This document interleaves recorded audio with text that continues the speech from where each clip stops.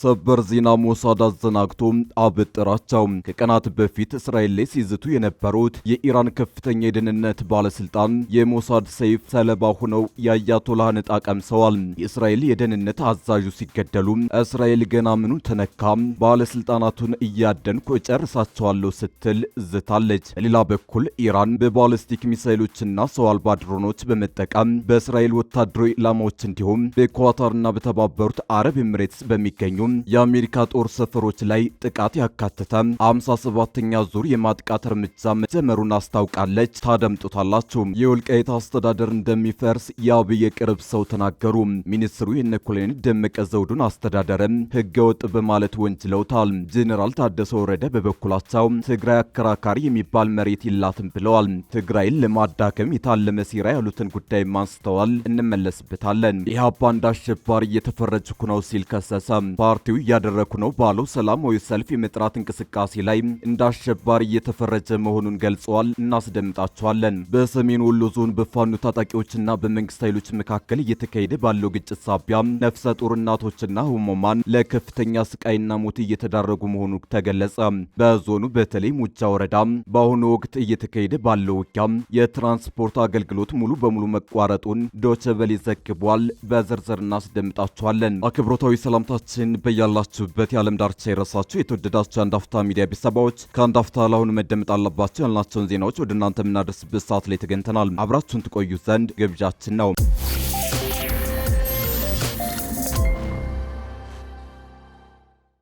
የኢራኑ ከፍተኛ መሪ በእስራኤል ጥቃት ተገደሉ። እስራኤል በፈጸመችው የአየር ጥቃት ከፍተኛ አማካሪው ተገድለዋል። እስራኤል ጨረሰቻቸው። ከሰዓታት በፊት በቅርቡ የተገደሉት የኢራኑ መሪ የአያቶላ የቅርብ አማካሪ መገደላቸው ታውቋል። ጥቃቱ የተፈጸመው ከፍተኛ አማካሪው ስብሰባ በተቀመጡበት አጋጣሚ ነው። እስራኤል ከፍተኛ ባለስልጣናትን ኢላማ በማድረግ መግደሏን ቀጥላለች። ከሰዓታት በፊት የኢራን ብሔራዊ የደህንነት ጠቅላይ ምክር ቤት ዋና ጸሐፊ አሊ ላርጃኒ በእስራኤል ጥቃት መገደላቸውን የእስራኤል የመከላከያ ሚኒስትር እስራኤል ካትስ ይፋ አድርገዋል። ሌሊቱን በተፈጸመ ጥቃት መገደላቸው የተነገረው ላርጃኒ በኢራን መንግስት ውስጥ ከፍተኛ ተሰሚነት ከነበራቸው መሪዎች መካከል አንዱ ናቸው። ላርጃኒ ግን ከእስራኤል ሰይፍ ማምለጥ አልቻሉም። ከቀናት በፊትም በቴል አቪቭ ላይ ዛቻ ሲያሰሙ ተደምጠው ነበር። እስራኤል ግን ጠብቃ ተበቅላቸዋለች።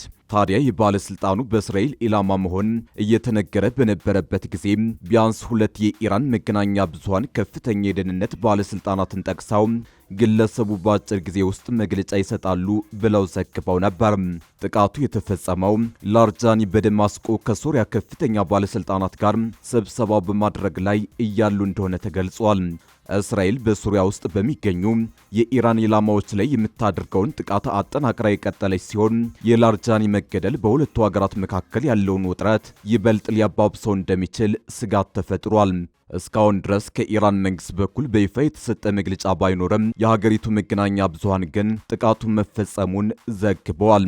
አንድ የእስራኤል ወታደራዊ ባለስልጣን በበኩላቸው አሊ ላርጃኒ በእስራኤል መከላከያ ኢላማ መደረጋቸውን ለቢቢሲ አረጋግጠዋል።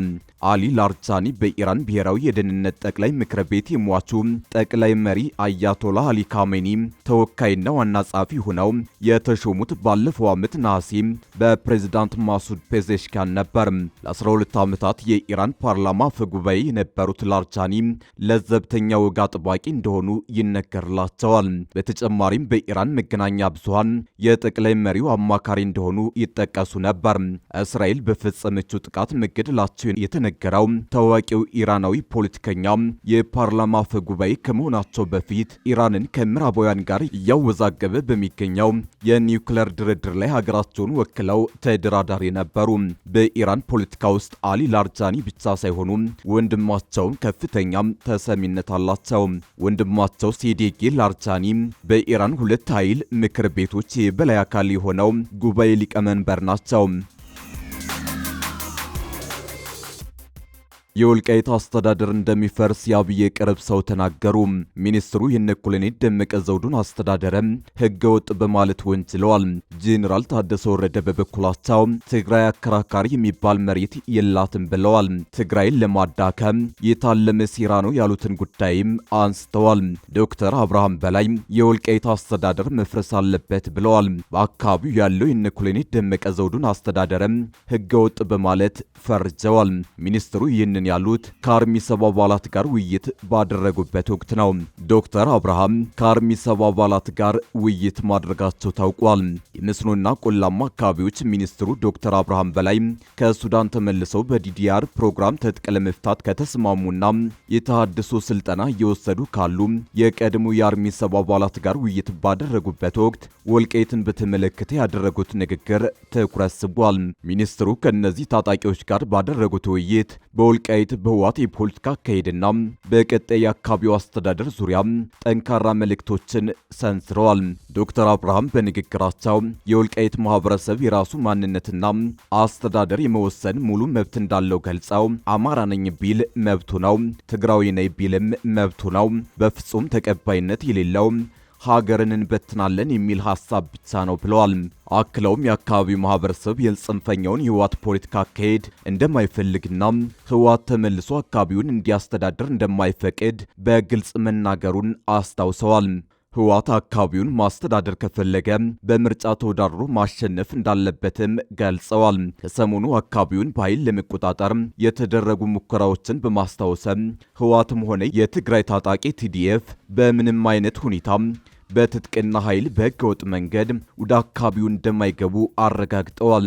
ማንም ሰው በራሱ ውሳኔ ቆርሶ የወሰደው መሬት የለም ያሉት ሚኒስትሩ አካባቢው በፕሪቶሪያ የሰላም ስምምነት መሰረት አከራካሪ ተብሎ የተቀመጠ እንጂ በአንድ ወገን ተወስዶ ያበቃለት ጉዳይ አይደለም ሲሉም ተናግረዋል። አሁን በወልቃይት ያለው አስተዳደር ህገወጥ በመሆኑ መፍረስ እንዳለበትም ሚኒስትሩ ጠቁመዋል።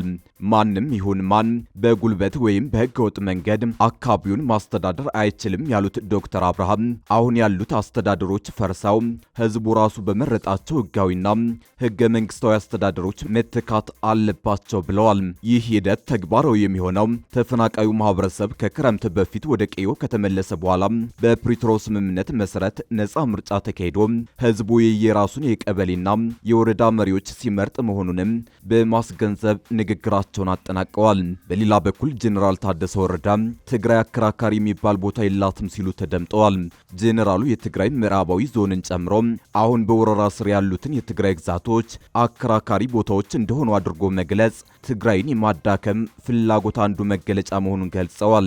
ቦታዎቹ አከራካሪ እንዲሆኑ አድርጎ የመሳልና በዛ መልኩ አጀንዳ የመቅረጽ ዝንባሌ ሆን ተብሎ በረቀቀ መንገድ ሲሰራበት ነበር፣ እየተሰራበትም ነው የሚሉት ጄኔራል ታደሰ ይህ ተግባር ትግራይን በዘላቂነት ለመጉዳት ብሎ ለማዳከም ታስቦ የሚደረግ አደገኛ የቅዠት አካሄድ ነው ሲሉም በአጽንኦት ተችተዋል። ታሪካዊ ሰነዶችን መሰረት አድርገን የትኛው መሬት የማን ነው ብለን ሂሳብ እናወራርድ ከተባለ ትግራይ ያላስመለሰቻቸው በርካታ ግዛቶች እንዳሉ ያስታወሱት ፕሬዝዳንቱ አሁንም ቢሆን የምታስመልሰው እንጂ አሳልፈ የምትሰጠው አንድ ኢንች መሬት እንደሌለ ሊታወቅ ይገባል ሲሉ አብራርተዋል።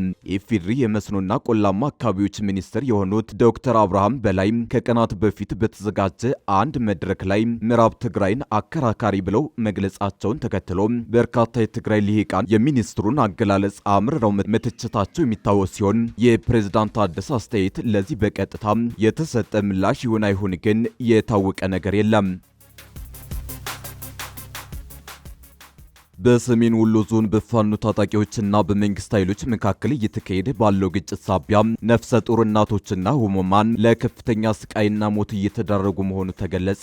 በዞኑ በተለይ ሙጃ ወረዳ በአሁኑ ወቅት እየተካሄደ ባለው ውጊያ የትራንስፖርት አገልግሎት ሙሉ በሙሉ መቋረጡን ደቸበሌ ዘግቧል። አሁን ላይ በፋኖና በመንግስት ኃይሎች መካከል በሚደረግ ጦርነት ከዞኑ ዋና ከተማ ወልዲያም ሆነ ከወረዳው ከተማ ሙጃ ወደ ገጠር የሚያስገቡ መንገዶች መዘጋታቸው ተሰምቷል። ተሰምቷል። መንገዶቹ በመዘጋታቸው ለወሊድ አገልግሎት ወደ ሕክምና ተቋም መሄድ የሚገባቸው እናቶች በመንገድ ላይ መሞታቸውንና በርካቶች ከ2 እስከ 5 ሰዓት የሚፈጁ ረጃጅም መንገዶችን በእግር መጓዝ ግዴታ እንደሆነባቸው ነዋሪዎች ገልጸዋል። እዛው ሞተች፣ አምቡላንስ አልገባም ነበር፣ ባጃጅም ታገደ፣ ሁሉም ነገር ታገደ፣ ያው ሙጃ ለመድረስ አልቻለችም ሲሉ ያለውን ሁኔታ አስረድተዋል። የመንገድ መዘጋቱን በፋኖና በመንግስት ኃይሎች ውጊያ ምክንያት እንደሆነ የሚገልጹት የወረዳው ነዋሪዎች ከገጠሩ ወደ ሙጃ ከተማ የሚገቡ መኪኖች ሙሉ በሙሉ መቆማቸውን ተናግረዋል። መንገዱ በሁለቱ ኃይሎች መካከል በተፈጠረ ግጭት ነው የተዘጋው። አሁን ችግር የተፈጠረው ከዚህም ከወልዲያ ሙጃ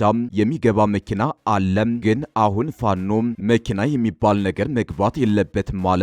በአብዛኛው ከገጠር ከተሞች የሚገቡትን ተሽከርካሪዎች ደግሞ የመንግስት የጸጥታ ኃይል አግዷቸዋል ሲሉ ህዝቡ አጣብቂኝ ውስጥ መግባቱን ተናግረዋል።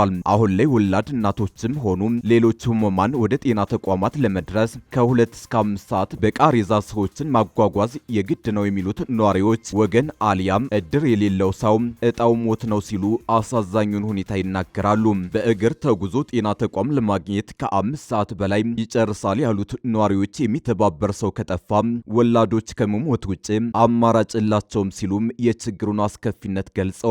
4 ሰዓት በላይ ተጉዤ ሙጃ ከተማ ገባሁኝ የሚለው አንድ ነዋሪ በመንገድ መዘጋቱ ምክንያት 2 ነፍሰ ጡር እናቶች በሕክምና ጦት መሞታቸውን ይገልጻሉ። በሰው ኃይል ወደ ጤና ጣቢያ ስትጓጓዝ ስላልደረሰች መንገድ ላይ የ21 ዓመት ወጣት መሞቷን ይሄው የአይን እማኝ ተናግሯል። አሁን ላይ በወረዳው ከገጠር በእግር ተጉዘው የሚመጡ ህሙማን ሕክምና እያገኙ ቢሆንም በመንገዱ ርቀት ምክንያት ከቤታቸው የማይወጡ መኖራቸው ተጠቁሟል። ወላዶችም ሆኑ ህሙማን ምንም አገልግሎት እየተሰጠ አይደለም፣ አሁን ድረስ ተሽከርካሪ ዝግ ነው ብለዋል። ሰሜን ወሎ ዞን አስተዳዳሪ አራጌ ይመር በአካባቢው ግጭት ሲኖር የመንገዱ መዘጋት የተለመደ መሆኑን በመግለጽ ግጭት ካለ ይቋረጣል፣ መንገዱ ለተወሰነ ጊዜ የታወቀ ነው ብለዋል። መንገዱ መዘጋቱን ያረጋገጡት አስተዳዳሪው ግጭት ስላለ በዚህ አጋጣሚ ንጹሃን እንዳይሞቱ ያዝ ይደረጋል በማለት ምላሽ ሰጥተዋል። ኢህአፓ እንደ አሸባሪ እየተፈረጅኩ ነው ሲል ከሰሰ።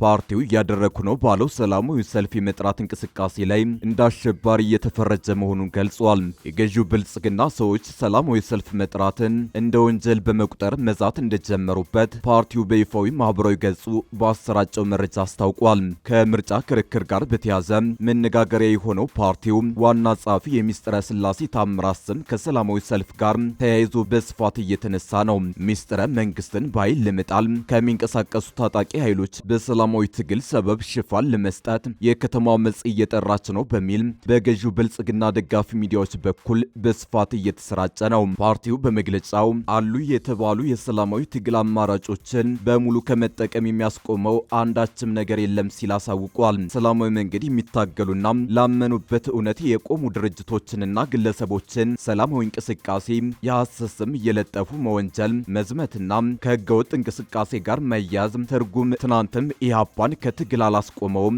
ዛሬና ነገ በፍጹም የሚያስቆመው አይደለም ሲልም አቋሙን ገልጿል። ፓርቲው ተከፍቶብኛል ስላለው ዘመቻ በዝርዝር ያለው ነገር ባይኖርም ዋና ጸሐፊዋ ሚስጥረ ስላሴ ታምራት ተጨማሪ ማብራሪያ ሰጣለች። ሚስጥረ ለፓርቲዋ አጭር መግለጫ በሰጠችበት ተጨማሪ ማብራሪያ ይህ መልእክት ኢህአፓ ሰላማዊ ሰልፍ ይጠራል ማለቱን እንደ ትልቅ የወንጀል ምርመራ ግኝት ቆጥሮ የአሸባሪነት ቅጽል ለመፍጠር ለሚሽቀዳደሙ የስርዓቱ ሰዎች ነው ብላለች። ከሰሞኑ ሚስጥረ ስላሴ ሰላማዊ ሰልፍ ስለመጥራት አስተላልፈዋለች የተባለው መልእክት በብልጽግና የሚዲያ ሰራዊት በኩል ተሰራጭቷል። ምንም እንኳን ፓርቲው ራሱ ማረጋገጫ ባይሰጥም ሚስጥረ በውስጥ አስተላልፈዋለች የተባለው መልእክት ኢህአፓ ሚያዝያ 17 ሰላማዊ ሰልፍ መጥራቱን የሚያመላክት ነው።